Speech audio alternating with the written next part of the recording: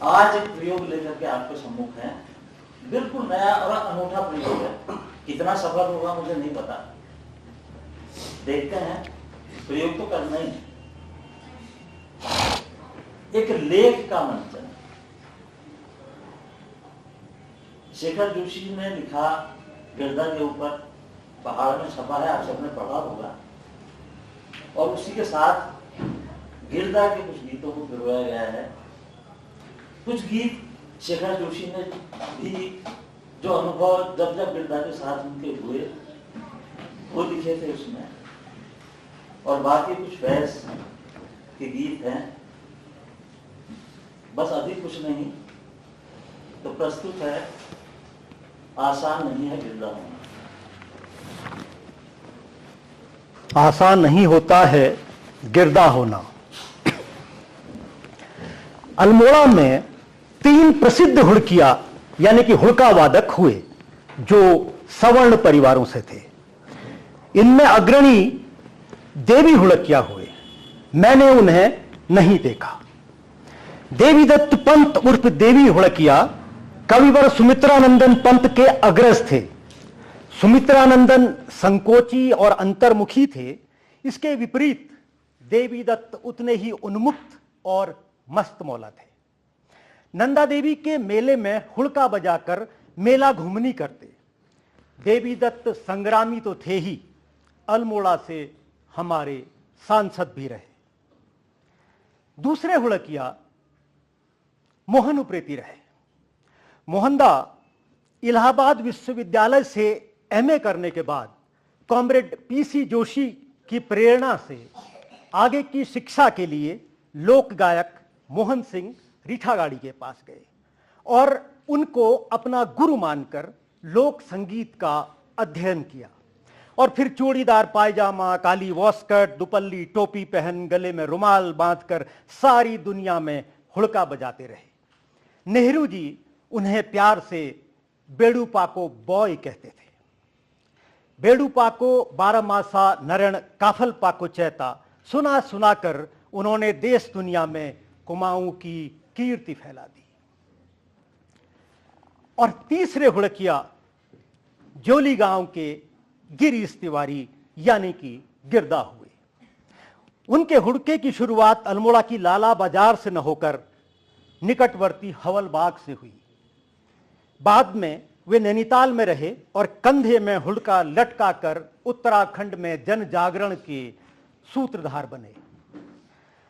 1977 में जब तत्कालीन उत्तर प्रदेश की सरकार ने जनता के विरोध के कारण वनों की नीलामी एक बार रद्द कर दिए जाने के बावजूद यह तय किया कि वनों की नीलामी किसी भी कीमत पर करानी है, और इसके लिए नैनीताल क्लब में भारी पुलिस बंदोबस्त के बीच नीलामी की प्रक्रिया आरंभ की गई, तो दूसरी तरफ जनता में इस तरह हमारे वनों को नीलाम किए जाने के विरोध में काफी आक्रोश था। कुछ युवाओं ने एक जुलूस निकालकर इस नीलामी का विरोध किया। इस जुलूस की अगुवाई जो व्यक्ति कर रहा था उसके हाथ में हुड़का था और वह एक गीत गा रहा था, आज हिमाल तुमन के धतू छा।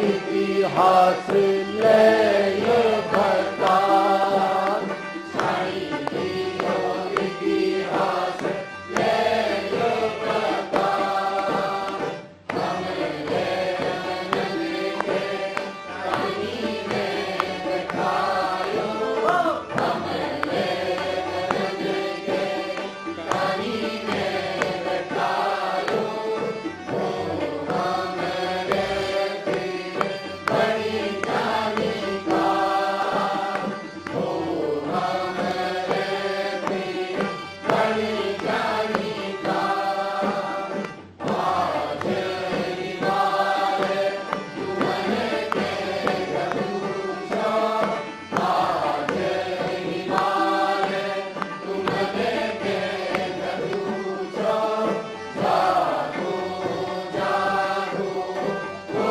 मेरा लाल, जागो जागो ओ मेरा लाल, जागो जागो ओ मेरा लाल।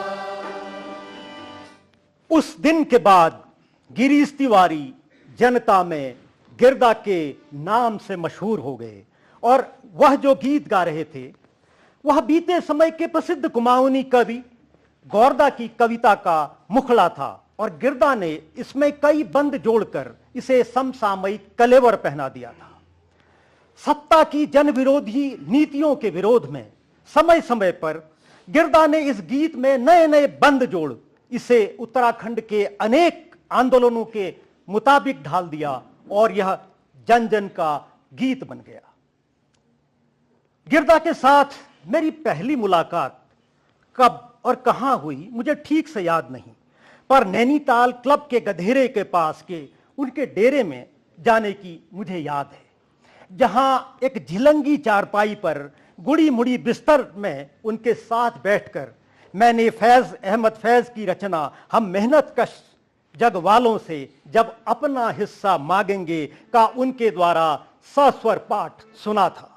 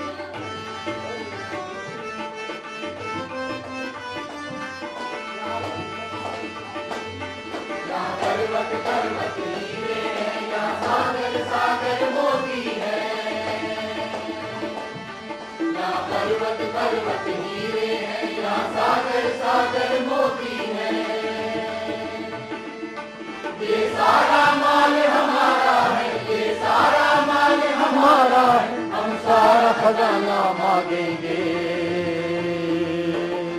एक नहीं एक देश नहीं हम सारी दुनिया मांगेंगे, एक नहीं एक देश नहीं हम सारी दुनिया मांगेंगे, हम मेहनत कश वालों से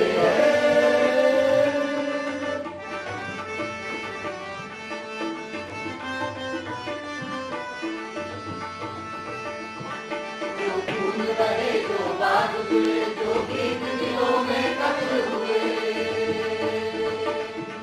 जो खून बहे जो बाग जुले, जो गीत दिलों में कत्ल हुए, हर कतरे का हर गुंजे का, हर कतरे का हर गुंजे का, हर गीत का बदला मांगेंगे, एक देश नहीं एक देश नहीं हम सारी दुनिया मांगेंगे, एक देश नहीं एक देश नहीं हम सारी दुनिया मांगेंगे, हम मेहनत कश जगवालों से। लेकिन उन कवियों में नहीं जो सिर्फ अपनी रचनाओं का पाठ करते रहते हैं, बल्कि गिरदा ने उदार मन से अपने क्षेत्र के ही नहीं, देश विदेश के कवियों, शायरों और रचनाकारों को जनता तक पहुंचाया। जैसे महान लोक गायक मोहन सिंह रीठागाड़ी, चारूचंद्र पांडे, शेरदा अनपढ़, अली सरदार जाफरी, शैलेंद्र, फैज अहमद फैज और नाजिम हिकमत आदि। यह बात 1978 या 79 के आसपास की है।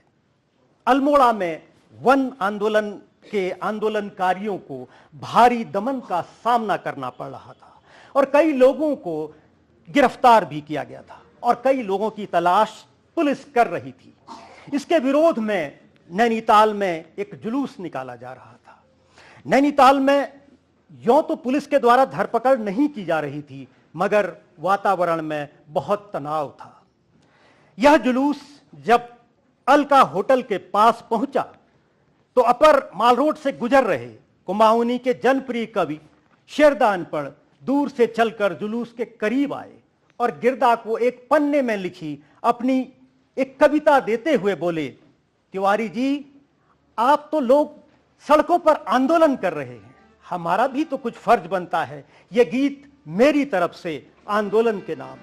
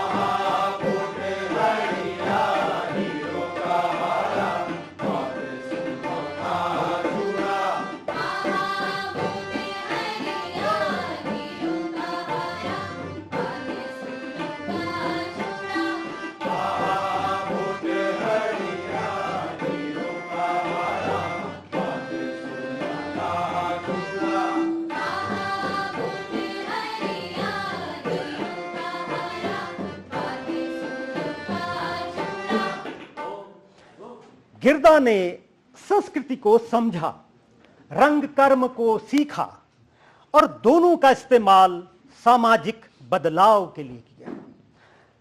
उसने तलाशा कि संस्कृति के प्रवाह में क्या क्या प्रगतिशील तत्व मौजूद हैं, जनता के संघर्षों में संस्कृति को किस तरह इस्तेमाल किया जा सकता है।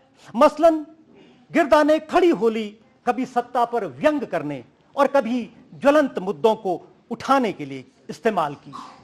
1977 के एक ऐतिहासिक घटनाक्रम में देश और प्रदेश से कांग्रेस पार्टी को जनता पार्टी ने सत्ता से बेदखल कर दिया और हमारे शहर के ही एक शख्स पहले एमएलए और फिर वन मंत्री बन गए और मंत्री बन वे जनता को भूल गए और सत्ता के दंभ से भर गए। इसी पर व्यंग करने के लिए गिरदा ने अपने गुरु चारूचंद्र पांडे के गीत कालो किसनिया चैन निन्ह गयो का एक प्रयोग किया। इसे एक राजनीतिक रंग देकर वह उसे एक होली का रूप दिया।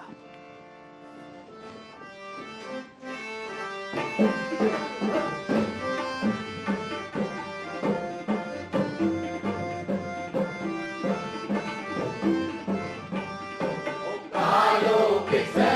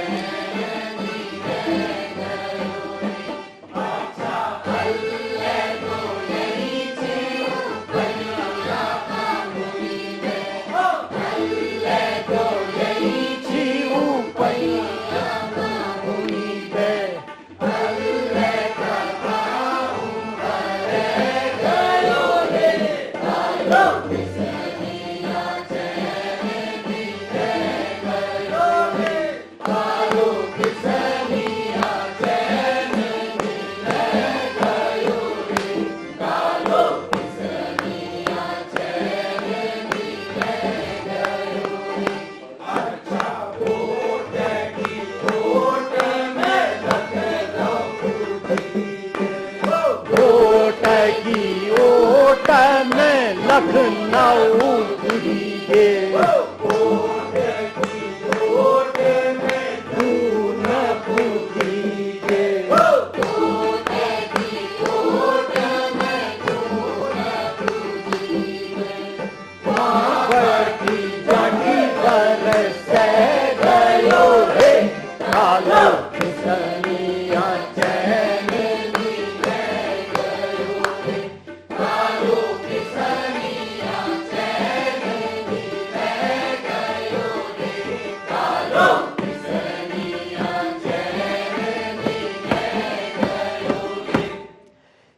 नैनीताल क्लब के पास गिरदा का यह डेरा जो था तो एक छोटा सा कमरा, लेकिन 1984 में उभरे नशा नहीं रोजगार दो आंदोलन का केंद्र बन गया और यह कई ऐतिहासिक चीजों का गवाह रहा।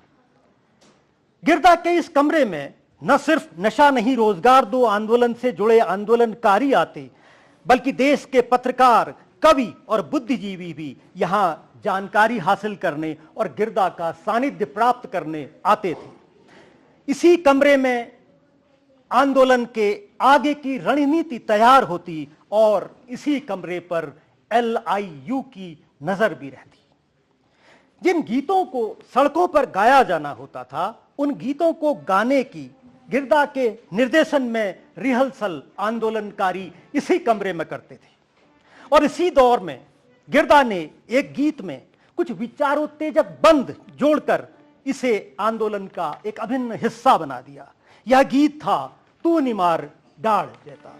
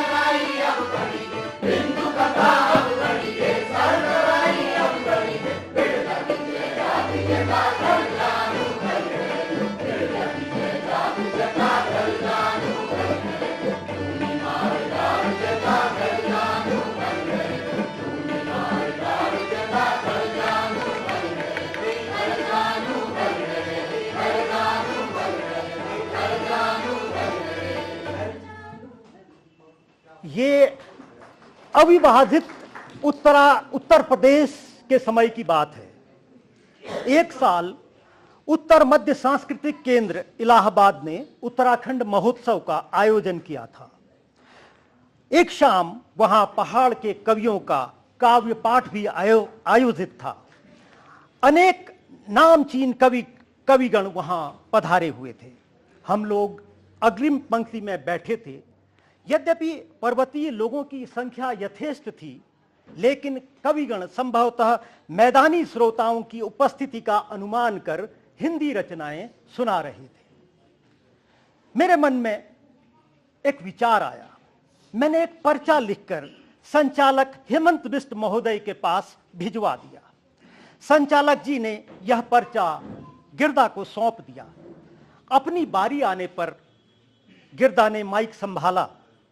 पहले सस्वर हिंदी में एक दो कविताएं सुनाई और फिर संकोच के साथ बोले, अब हमारे शेखरदा ने आदेश दिया है, मैं अपनी कुमाऊनी कविता बसंत आपको सुनाऊं। मेरी समझ में नहीं आ रहा क्या यह ठीक रहेगा। श्रोताओं ने ही नहीं, मंचासीन कवियों ने भी एक स्वर से अपनी सहमति दे दी। सुनाइए सुनाइए, कोई संकोच मत कीजिए। गिरदा ने काव्य पाठ करने से पहले अपनी परिचित मुद्रा में भूमिका प्रस्तुत कर अपने कथ्य को स्पष्ट किया और फिर मोहक अंदाज में हाथ नचाकर अभिनय करते हुए गाया।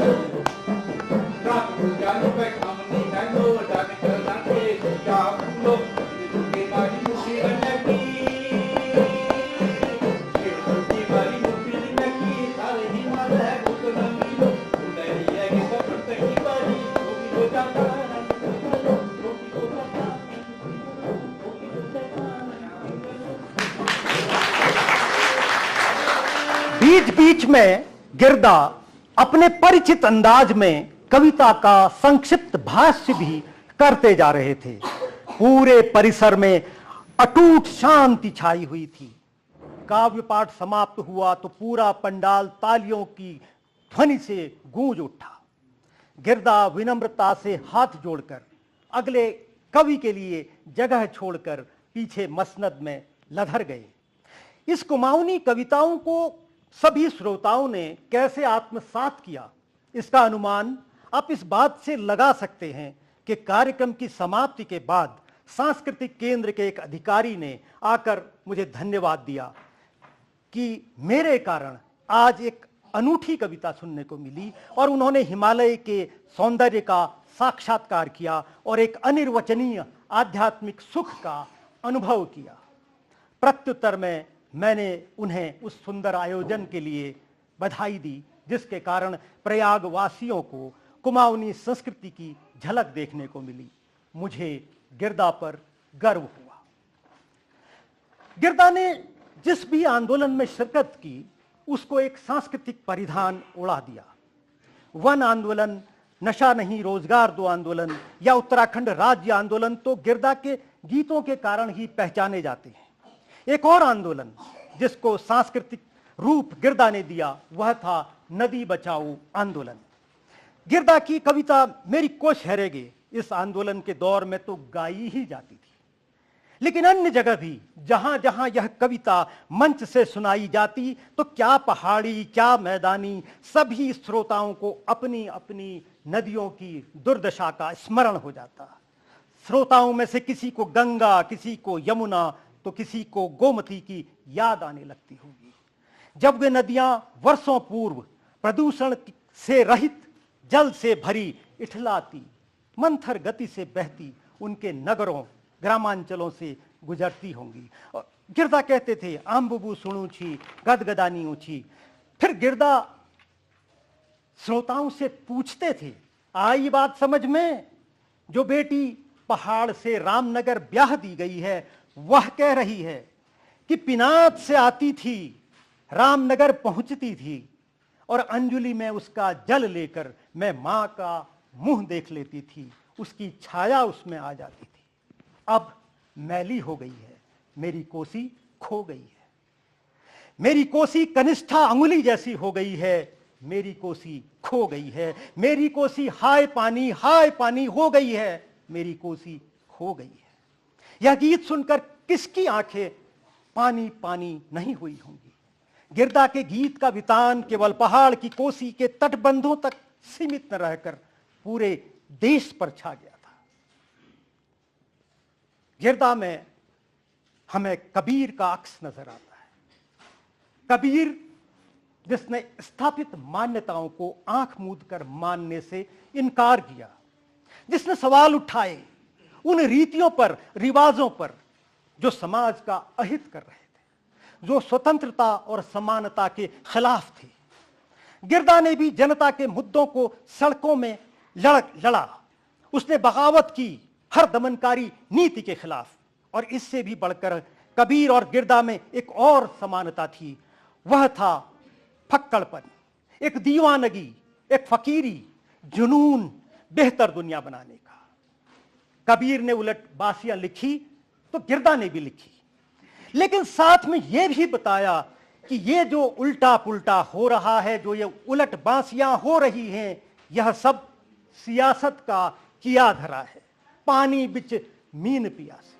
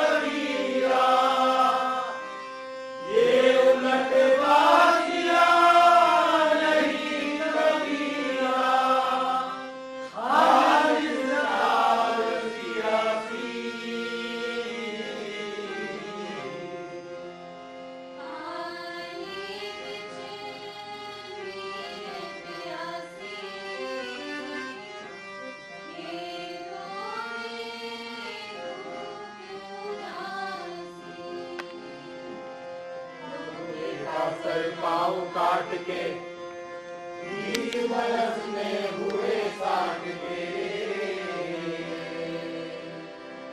लोहे का सर पाँव काट के 20 बरस में हुए 60 के। मेरे गाँव निवासी कबीरा, मेरे गाँव निवासी कबीरा,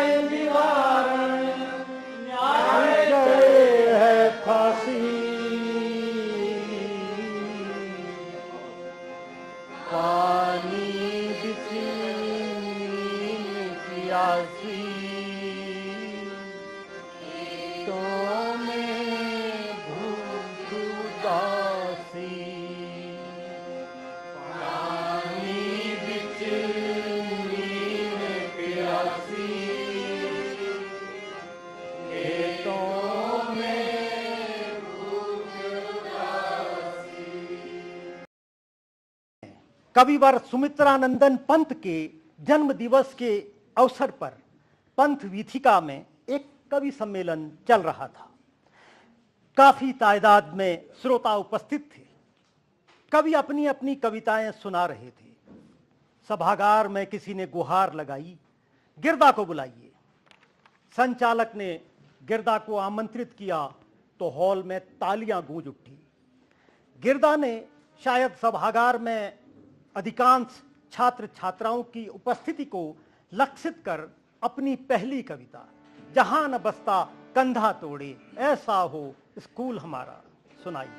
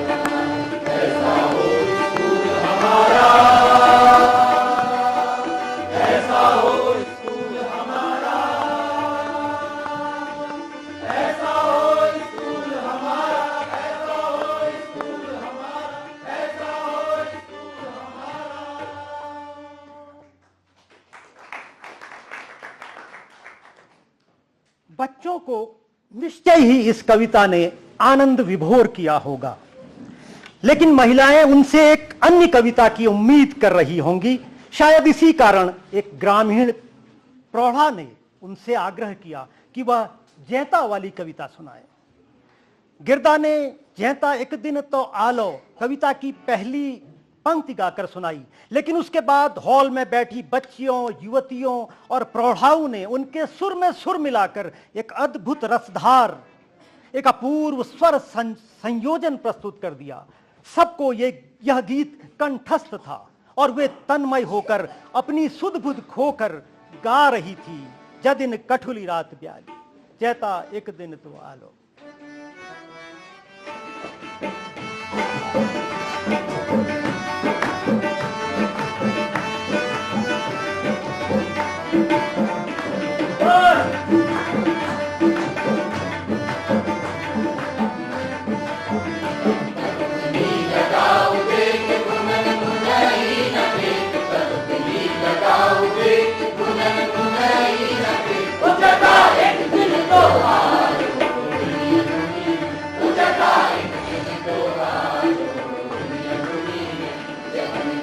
रात प्याली को पटाली को पड़ाली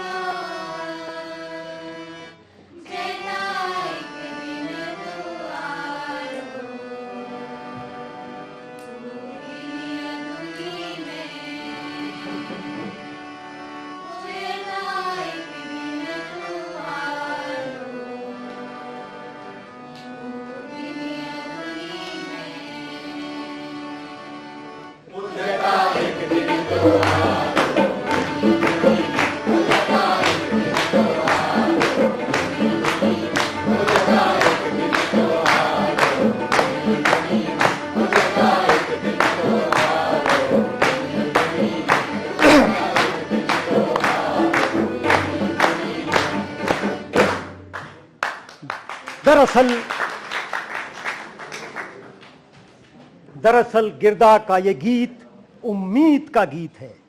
ये गीत उन लोगों की उम्मीद है जो नाइंसाफी का सामना कर रहे हैं, जो जुल्म सितम से दो चार हैं, जिनके लिए जिंदगी सुबह शाम एक जद्दोजहद का नाम है।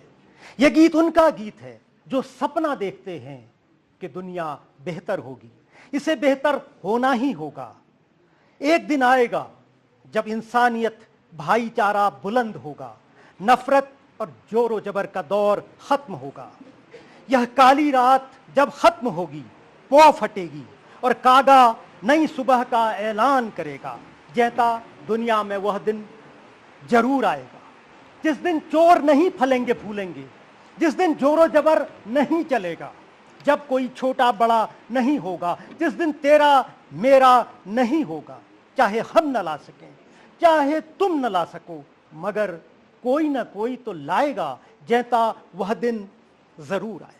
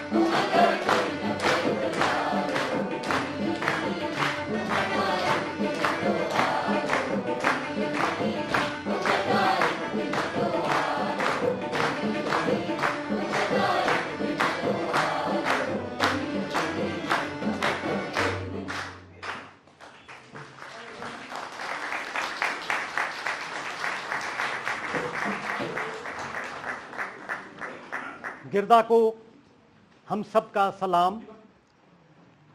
मैं आपका परिचय कराना चाहूँगा। जो लोग इस लेख प्रस्तुति को इस मंच तक लाने में जिन्होंने शिरकत की, श्री ज़हूर आलम,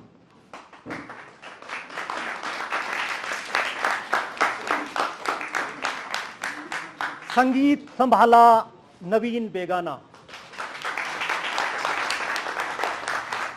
मनोज कुमार, अनिल कुमार, डी.के. शर्मा साहब, संजय कुमार, रीचा सनवाल, संगीता बिस्ट, भूमिका, मोनिका, रोहित, काव्यांश कुमार, प्रियांशु, अदिति खुराना, रवि, हिमांशु पांडे, पत्रकार योगिता तिवारी। ये लोग तो वो हैं जो आपके सामने आए, और मंच से परे जिन लोगों का सहयोग इसमें मिला, उनमें श्री जितेंद्र बिस्ट, श्री हेमंत बिस्ट, भास्कर बिस्ट, राजेंद्र लालसा राजादा, दीपक सहदेव, रफत आलम, अमन महाजन, पूजा के साथ हमें कई अन्य लोगों का सहयोग मिला, जिनका नाम हम यहाँ लेंगे तो फहरिस्त बहुत लंबी हो जाएगी। तो आप सबका धन्यवाद। धन्यवाद से पहले ये आलेख लिखा था शेखर जोशी जी ने, लेकिन उसमें बहुत कुछ जो जोड़ा और उसको प्रस्तुत किया वो श्री प्रदीप पांडे।